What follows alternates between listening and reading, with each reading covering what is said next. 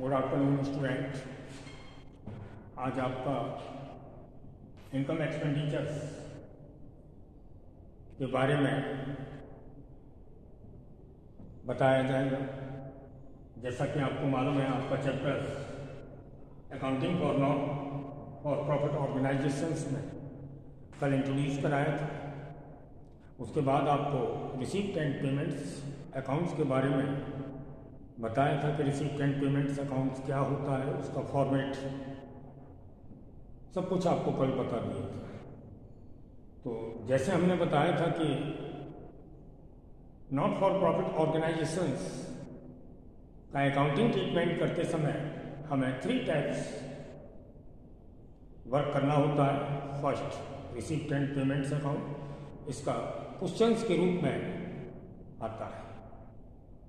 Receipt and payments account इसका questions होता है और रिसीप्ट एंड पेमेंट्स अकाउंट से हमें इनकम एंड एक्सपेंडिचर्स अकाउंट्स बनाना होता है।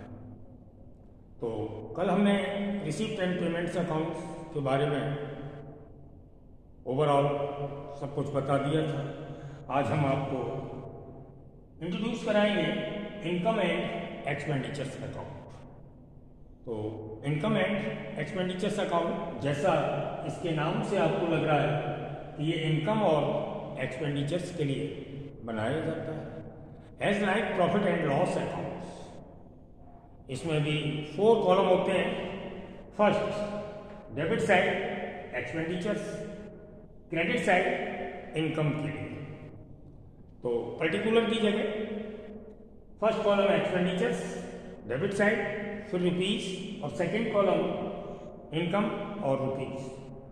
तो इनकम और एक्सपेंडिचर्स के बारे में आपको बता दें। फर्स्ट तो इनकम और एक्सपेंडिचर्स अकाउंट का रिलेशन नॉमिनल अकाउंट से। सेकेंड, ये करंट ईयर के लिए बनाया जाता है। जैसे हमने रिसीव पेमेंट्स के बारे में कल बताया था कि वो ऑल ईयर्स के लिए प्रिपेयर किया जाता है, चाहे receipt of cash previous year का हो, करंट ईयर का हो या नेक्स्ट ईयर का हो। ऐसे ही चाहे पेमेंट्स करंट ईयर के हो या प्रीवियस ईयर के हो या नेक्स्ट ईयर के हो, मीन्स ऑल ईयर्स के लिए रिसीप्ट एंड पेमेंट्स अकाउंट्स को हम बनाते हैं। लेकिन income expenditures only current year के लिए बनाया जाता है फर्स्ट। और एज लाइक पीएनएल अकाउंट्स होता है, प्रॉफिट एंड लॉस अकाउंट्स की तरह है। तो इसके बारे में जैसे मैंने फर्स्ट बताया कि ये करंट ईयर के लिए बनाया जाता है। नॉमिनल अकाउंट से इसका रिलेशन होता है और फर्स्ट साइड यानी डेबिट साइड में हम एक्सपेंडिचर्स को लिखते हैं, क्रेडिट साइड में हम इनकम को लिखते हैं। इसमें एडजस्टमेंट का भी वर्क होता है, जैसे आउटस्टैंडिंग, प्रीपेड, डेप्रिसिएशन या अदर प्रोविजन, ये भी इसमें वर्क किया जाता है। यानी रिसीप्ट एंड पेमेंट्स अकाउंट में एडजस्टमेंट का वर्क नहीं होता था, वो सारी एक्टिविटीज कैश रिलेशन होती थी। इसमें कैश और क्रेडिट बोथ टाइप्स इसका रिलेशन होता है। यानी इसमें एक्सपेंसेस या इनकम कैश भी होती हैं, क्रेडिट भी होती हैं। इसमें एडजस्टिंग वर्क भी किया जाता है। और सबसे जो एक रिलेवेंट पॉइंट है वो ये है कि इसमें only revenue natures income items या एक्सपेंडिचर्स आइटम्स रिकॉर्ड किए जाते हैं। सबसे रिलेवेंट पॉइंट हमें ध्यान में ये रखना होता है कि इसमें जो भी आइटम्स होते हैं, चाहे वो एक्सपेंडिचर से रिलेटेड हो, चाहे वो इनकम से रिलेटेड हो, वो रेवेन्यू नेचर से ओनली होते हैं।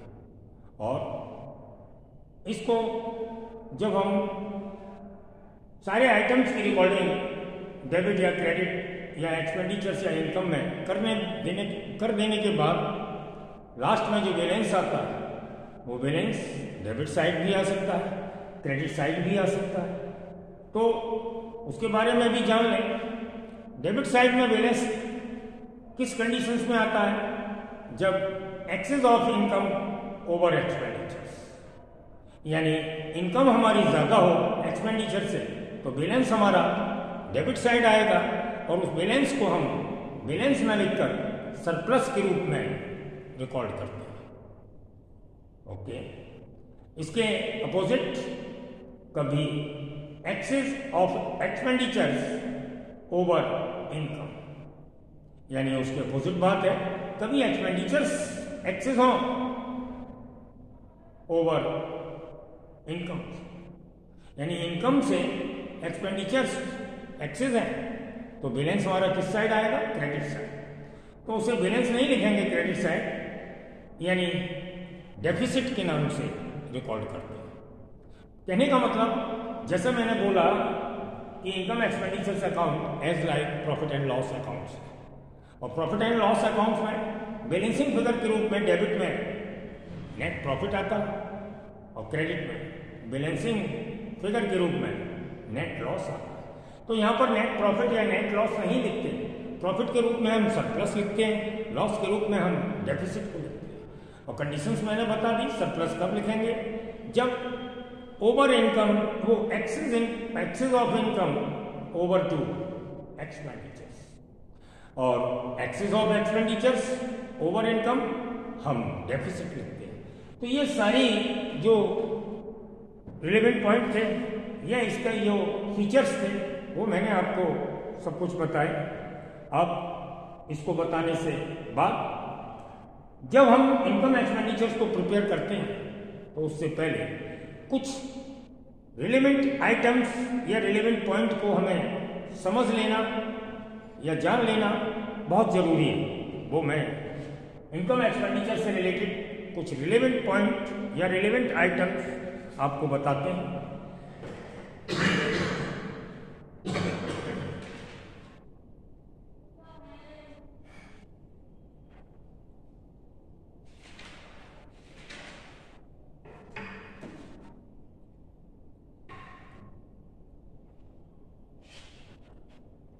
तो इसके मीनिंग, नेचर और फीचर के रूप में हमने सभी टाइप से इनकम एक्सपेंडिचर्स के बारे में बताया। अब इसे बनाने से पहले जैसे मैंने बताया कि इसके कुछ रिलेवेंट आइटम्स या रिलेवेंट पॉइंट हैं इनकम और एक्सपेंडिचर से रिलेटेड, उनकी हमें रीडिंग करना है या उनके बारे में नॉलेज रखना या उनको समझ लेना बहुत जरूरी है। फर्स्ट रिलेवेंट आइटम्स के रूप में सब्सक्रिप्शन यानी जो रिसीव होता है, और इनकम साइड यानी इनकम एक्सपेंडिचर्स के क्रेडिट साइड शो किया जाता है। Mostly credit side means income side ही इसे शो करते हैं क्योंकि सब्सक्रिप्शन रिसीव होता है और हमारी इनकम है। कभी सब्सक्रिप्शन स्पेशल पर्पस के लिए रिसीव हो, मतलब कभी किसी सब्सक्रिप्शन को हमने जो रिसीव किया है वो स्पेशल पर्पस हो, स्पेसिफिक पर्पस हो, तब हम उसे liability side of the balance sheet में शो करते हैं। ऐसे ही ये फर्स्ट पॉइंट था सब्सक्रिप्शन के बारे में जो बताया था, ये फर्स्ट पॉइंट।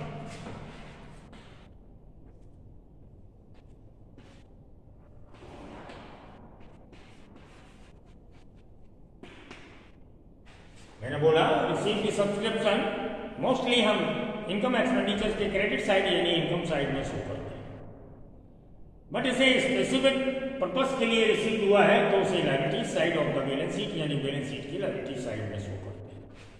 सेकेंड है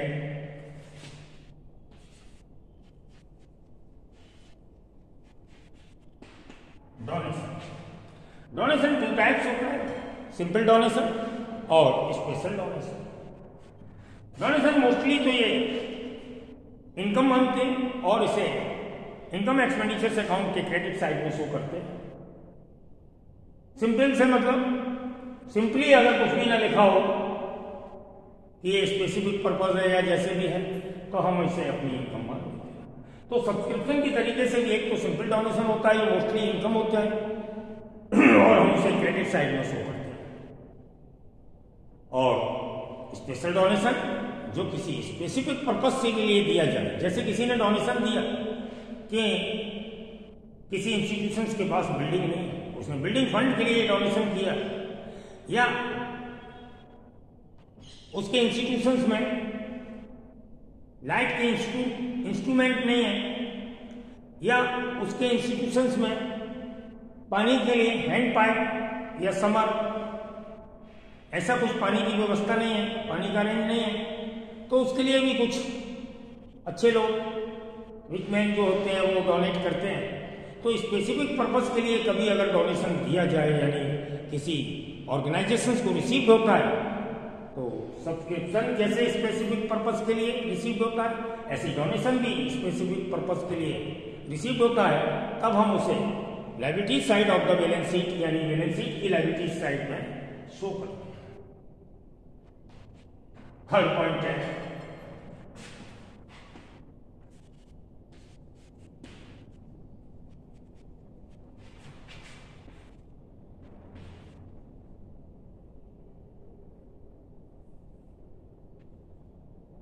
एंट्रेंस फीस। एंट्रेंस फीस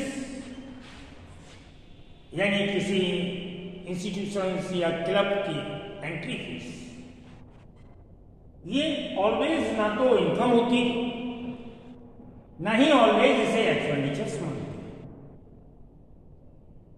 आप इन रिलेवेंट पॉइंट को ध्यान से सुनना। जैसा कि इस चैप्टर्स में जैसे मैंने बताया, 3 बातें नहीं, 3 स्टेप्स हैं अकाउंटिंग प्रोसीजिंग के लिए। 3 स्टेप में इसका वर्क होता है। फर्स्ट, रिसीव पेमेंट्स, जो क्वेश्चंस के रूप में आता है, उसकी मैंने आपको कल नॉलेज दी थी। सेकेंड, हमें वैल्यूएबल तरीके से इनकम एक्सपेंडिचर्स बनाना होता है मोस्टली, और बैलेंस शीट तो इसमें बनती ही है। तो इनकम एक्सपेंडिचर अच्छे से प्रिपेयर करने के लिए ये रिलेवेंट पॉइंट हमें समझ लेना बहुत ज़रूरी है। तो एंट्रेंस फीस के बारे में मैंने कहा, ये ऑलवेज ना कोई इनकम होती, नहीं ये ऑलवेज एक्सपेंडिचर्स होता। इसके लिए कभी कोई विशेष इंस्ट्रक्शंस या कोई स्पेसिफिक कोई भी पॉइंट नहीं लगा, तो हम इस एंट्रेंस फीस को मोस्टली, अगर हमें एक्स्ट्राऑर्डिनरी कोई इंस्ट्रक्शन नहीं मिला, तो हम इसे इनकम मान लेते हैं। लेकिन एंट्रेंस फीस के लिए कभी कोई एक्स्ट्राऑर्डिनरी इंस्ट्रक्शंस के रूप में लिख दिया गया है कि एंट्रेंस फीस का हाफ या 1/4 कैपिटलाइज कर दिया जाए। कैपिटलाइज मीन्स लायबिलिटीज में शो कर दिया जाए, ऐसा इंस्ट्रक्शंस नहीं है। कुछ भी एंट्रेंस फीस के अमाउंट के आगे नहीं लिखा, तब हम इसे मोस्टली अपनी इनकम मानते हैं और इसे इनकम एक्सपेंडिचर्स के क्रेडिट साइड यानी इनकम साइड में शो करते हैं। ऐसे नेक्स्ट पॉइंट है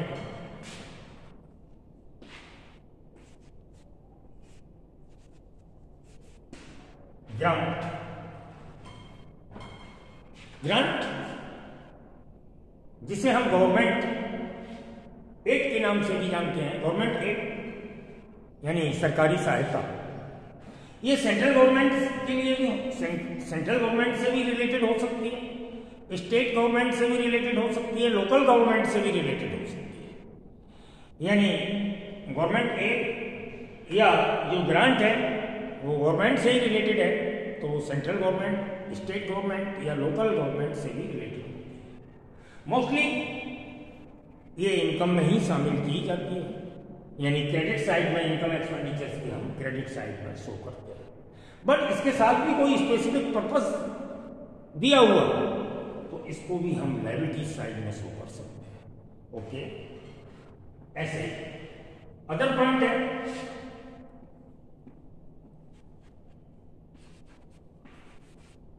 लेगेसी।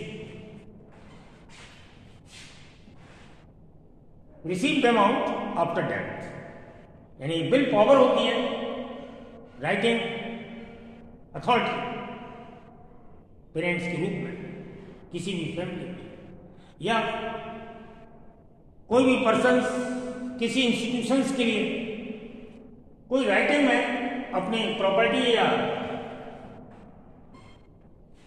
किसी इंस्टीट्यूशंस के लिए दे जाता है राइटिंग में, तो जब तक वो एक्सपायर नहीं हो जाता उस पर किसी का राइट्स नहीं बन पाता। यानी में ये कहते हैं ये बिल पावर होती है जो रिसीव्ड अमाउंट आफ्टर डेथ। तो एक तरीके से तो ये इनकम है, लेकिन इनकम कब बनती है? जिसने राइटिंग में पेपर्स लिखे हुए हैं अपनी प्रॉपर्टी से रिलेटेड, अपने धन संपत्ति से रिलेटेड, तो वो आफ्टर डेथ ही इनकम मानी जाती है। तो लेगेसी हमेशा liability side of the balance sheet में शो की जाती है। और इसके अलावा अदर पॉइंट है,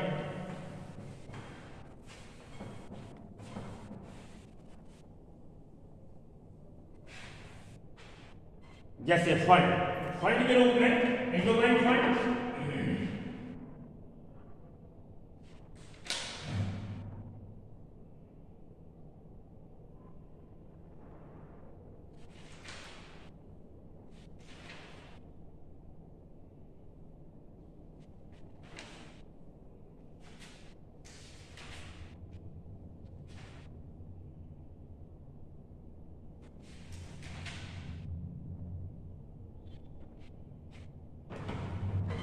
वैसे तो आपको बता दें फंड कोई सा भी हो। नंबर था 6,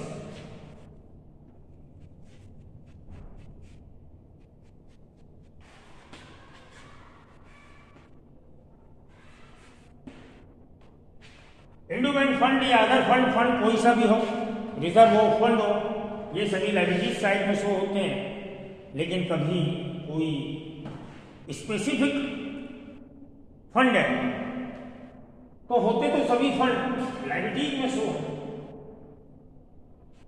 ये ऑलवेज लायबिलिटीज मानी जाती है और बैलेंस शीट की लायबिलिटीज में शो किए जाते हैं। लेकिन कोई स्पेसिफिक फंड हो, जैसे टूर्नामेंट फंड, प्राइज फंड, यानी कोई स्पोर्ट्स क्लब है और वो अपने स्पोर्ट्स से रिलेटेड टूर्नामेंट फंड बना रखा है, यानी मैं इसके बाद लिखते हैं कोई भी स्पेसिफिक फंड जिसे हम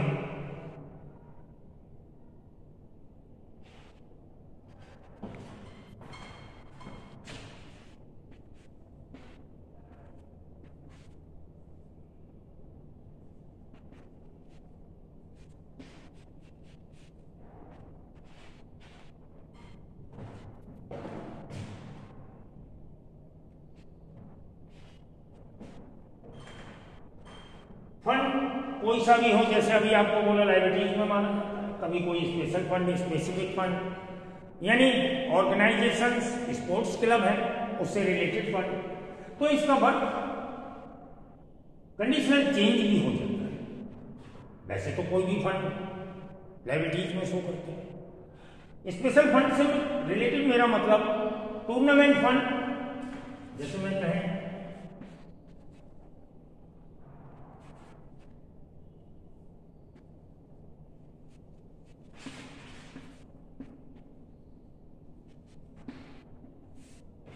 स्पेशल फंड में कोई टूर्नामेंट फंड आता है, यानी हमारा ऑर्गेनाइजेशंस है, institutions,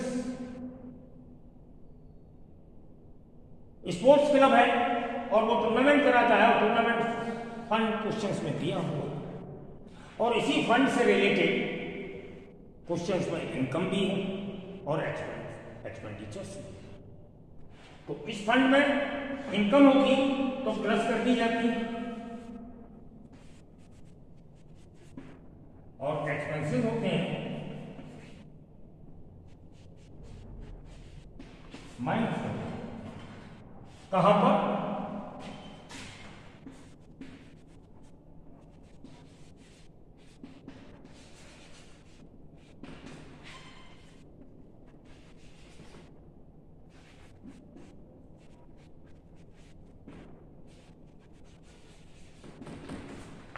liability side of the, जैसे मैंने बोला पहले तो बोला फंड या रिजर्व, चाहे वो किसी नाम से हो, फंड ऑलवेज या मोस्टली लायबिलिटी साइड में शो होते हैं। लेकिन कभी कोई स्पेशल फंड हो सच एज टूर्नामेंट फंड, किसी का इंस्टीट्यूशन स्पोर्ट्स क्लब है और टूर्नामेंट फंड दिया हुआ है क्वेश्चंस में और उसी से रिलेटेड हमारी इनकम या एक्सपेंसेस भी है। तो इनकम को इसमें प्लस करते हैं, एक्सपेंसेस को इसमें माइनस करते हैं, और ये कहां पर करते हैं? Liability side of balance sheet. कभी कभी ऐसा भी हो जाता है कि हमारे expenses more than tournament fund and income. Expenses are more than, यानी एक्सपेंसेस हमारे एक्सेस है, ज्यादा है, किससे? टूर्नामेंट फंड और इनकम दोनों से। तब इसका वर्क इनकम एक्सपेंडिचर्स में किया जाता है। ओके, बाकी डीपली जब इसके क्वेश्चंस आएंगे तब आपको अच्छे से एक्सप्लेन करेंगे। ये तो फंड से रिलेटेड। इसके अलावा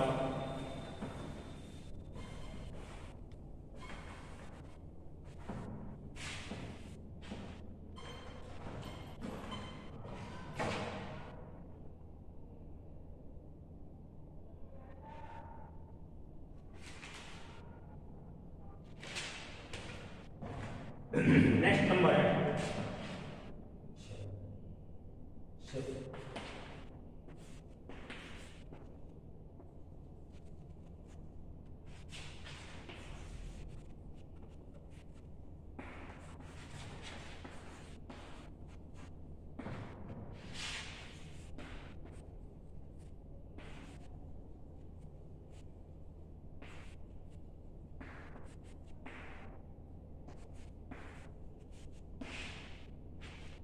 नेक्स्ट नंबर है लाइफ मेंबरशिप फीस, और उससे आगे है मेंबरशिप फीस। तो लाइफ मेंबरशिप फीस कोई पर्सन किसी इंस्टीट्यूशंस का मेंबर्स, यदि वो मेंबरशिप फीस देता है तो हमारी जनरली या मोस्टली इनकम होती है। ओके, कोई मेंबर है किसी इंस्टीट्यूशंस का, जैसे लाइब्रेरी का मेंबर है, किसी स्पोर्ट्स क्लब का मेंबर है, किसी सोसाइटी का मेंबर्स है, और वो मेंबरशिप फीस देता है मंथली या ईयरली, हमारी इनकम होगी। जनरली इनकम या मोस्टली वो इनकम मानी जाती है। लेकिन ध्यान रहे, यदि वो लाइफ मेंबरशिप अपनी लाइफ टाइम तक की फीस जमा कर देता है, जैसे माना कि मैं किसी क्लब या किसी सोसाइटी का मेंबर हूं और मैंने लाइफ टाइम तक की फीस जमा कर दी कि मैं लाइफ टाइम इस इंस्टीट्यूशन या ऑर्गेनाइजेशंस का मेंबर बनना चाहता हूं, तो ये लायबिलिटी साइड में शो की जाती है, कभी इसको इनकम नहीं मानते। वो बात अलग है कि क्वेश्चंस में हमें इंस्ट्रक्शंस दिया है एक्स्ट्राऑर्डिनरी कि इसको इनकम माना जाए तो हम इनकम मान सकते हैं, अदरवाइज इसे लायबिलिटीज मानते हैं और ये लायबिलिटीज साइड में ही शो की जाती है। ओके, बाकी इसमें जो एग्जिस्टिंग वर्क है, आउटस्टैंडिंग या प्रीपेड या डेप्रिसिएशन, वो सब जैसे आपने फर्स्ट ईयर में फाइनेंशियल स्टेटमेंट के टाइम पर किया था वैसे ही हम करते हैं। बाकी का सारा काम इनकम है वो प्रॉफिट एंड लॉस अकाउंट्स की तरीके से हमें सारे इसके फीचर्स बता दिए। अब इसके बाद इनकम एक्सपेंडिचर्स का एक फॉर्मेट, आज हम रिसीप्ट एंड पेमेंट अकाउंट का जैसे कल बनाया था वैसे ही आज इसका एक फॉर्मेट आपका और बनाते हैं।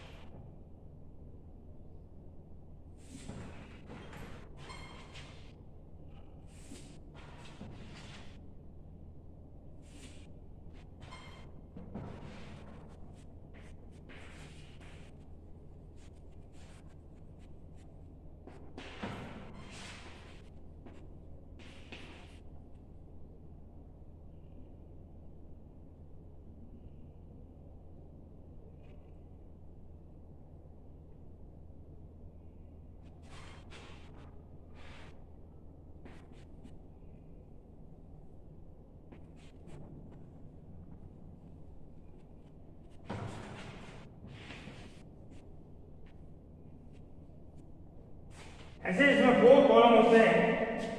First expenditures rupees debit, income rupees credit. As like P&L accounts की तरीके से होता है, डेबिट में 2 का यूज होता है, क्रेडिट में बाई का यूज होता है। और सभी एक्सपेंसेस जैसे सैलरी, रिपेयर, रेंट,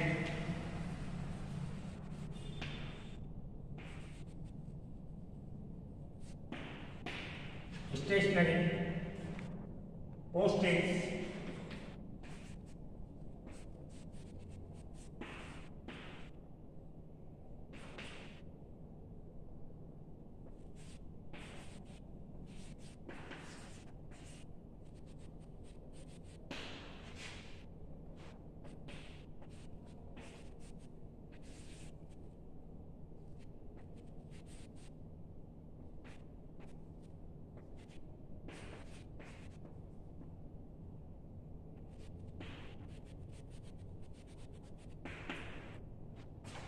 हमने मैनी टाइप्स आइटम्स लिए, जैसे जो भी एक्सपेंडिचर्स के रूप में salary, repair, rent, stationery, postage, electric expenses, loss on sale and depreciation.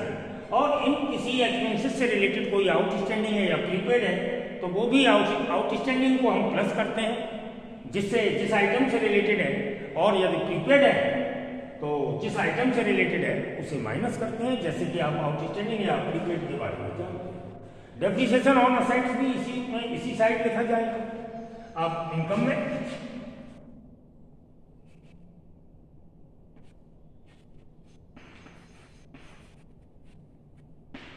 Subscription,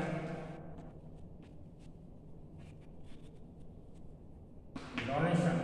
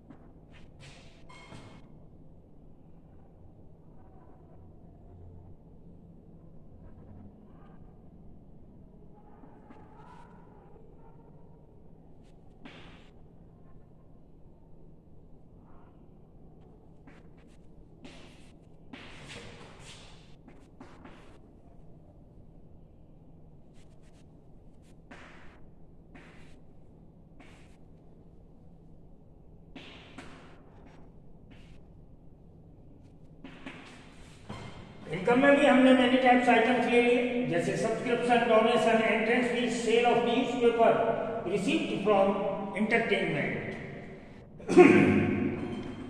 तो इस तरीके से आप एक्सपेंडिचर्स को डेबिट साइड लेंगे, जैसे हम प्रॉफिट लॉस अकाउंट में लेते थे। इनकम को क्रेडिट साइड लेंगे।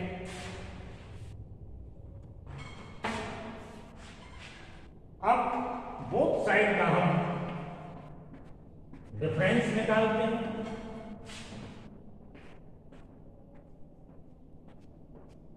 अगर हमारी क्रेडिट साइड यानी इनकम साइड एक्सेस है तो हमारा बैलेंस दिस साइड है और उसको सरप्लस के नाम से जानेंगे।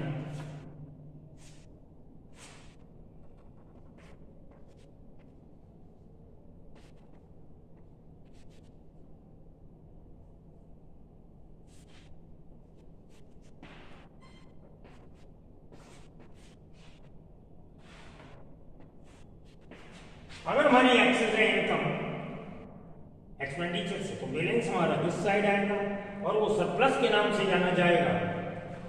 और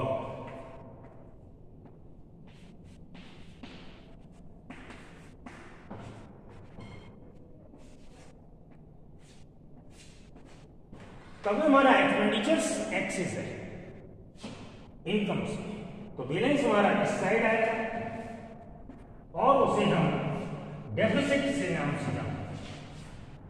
यानी इसमें प्रॉफिट और लॉस की जगह क्या लिखा जाता है? प्रॉफिट है तो सरप्लस और लॉस है तो डेफिसिट। तो ये रहा आज आपका इनकम एंड एक्सपेंडिचर्स का इंट्रोड्यूस जो आपको कराया, इसके मीनिंग के बारे में, इसके फीचर्स के बारे में, इसके फॉर्मेट के बारे में और इसके रिलेवेंट पॉइंट जो आपको बताया। आपके पास बुक होगी, कल इनकम एक्सपेंडिचर्स के आप रिलेवेंट पॉइंट और इसका फॉर्मेट और जो भी हमने बातें बताई उसका आप ध्यान रखकर आइएगा और आपका क्वेश्चंस कल से हम स्टार्ट कराएंगे। Okay, bye.